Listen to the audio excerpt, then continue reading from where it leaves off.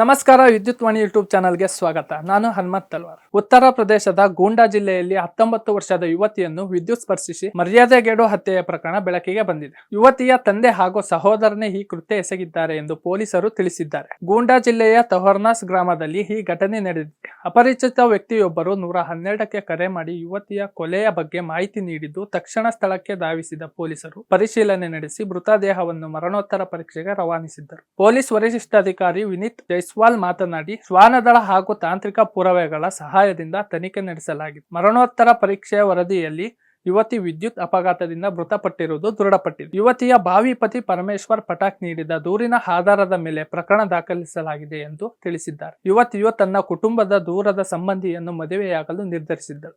ಆದರೆ ತಂದೆ ಚಂದ್ರಪ್ರಕಾಶ್ ಮತ್ತು ಸಹೋದರ ರಾಹುಲ್ ಇದಕ್ಕೆ ವಿರೋಧ ವ್ಯಕ್ತಪಡಿಸಿದ್ದರು. ಜನವರಿ 30ರಂದು ಯುವತಿ ಊರು ತೊರೆಯಲು ಸಿದ್ಧತೆ ನಡೆಸಿದ್ದನ್ನು ಅರಿತ ಆರೋಪಿಗಳು ಆಕೆಯನ್ನು ಕೋಣೆಯಲ್ಲಿ ಬಂಧಿಸಿ ಕೈಕಾಲುಗಳನ್ನು ಕಟ್ಟಿ ಬಾಯಿಗೆ ಮುಚ್ಚಳ ಹಾಕಿ ವಿದ್ಯುತ್ ಕೇಬಲ್ ಮೂಲಕ ವಿದ್ಯುತ್ ಸ್ಪರ್ಶಿಸಿ ಹತ್ಯೆ ಮಾಡಿದ್ದಾರೆ ಎಂದು ತನಿಖೆಯಲ್ಲಿ ತಿಳಿದು ಬಂದಿದೆ. ಘಟನೆ ಅಪಘಾತವೆಂದು ಬಿಂಬಿಸಲು ಆರೋಪಿಗಳು ಮೃತದೇಹದ ಬಳಿ ಇಸ್ತ್ರಿ ಯಂತ್ರವನ್ನು ಇಟ್ಟಿದ್ದರು. ಆದರೆ ತನಿಖೆಯಲ್ಲಿ ಸತ್ಯ ಬಹಿರಂಗಗೊಂಡಿದೆ ಎಂದು ಎಸ್ಪಿ ತಿಳಿಸಿದ್ದಾರೆ. ಯುವತಿಯ ಭಾವಿ ಪತಿ ಪರಮೇಶ್ವರ್ ಪಟಾಕ್ ಅವರು ಯುವತಿ ಬರೆದಿದ್ದ ಹಲವು ಪತ್ರಗಳನ್ನು ಪೊಲೀಸರಿಗೆ ಒದಗಿಸಿದ್ದು, ಅದರಲ್ಲಿ ಆಕೆ ತನ್ನ ಜೀವಕ್ಕೆ ತಂದೆ ಮತ್ತು ಸಹೋದರರಿಂದ ಅಪಾಯವಿದೆ ಎಂಬ ಆತಂಕ ವ್ಯಕ್ತಪಡಿಸಿದ್ದಾಳೆ ಎಂದು ಪೊಲೀಸರು ತಿಳಿಸಿದ್ದಾರೆ.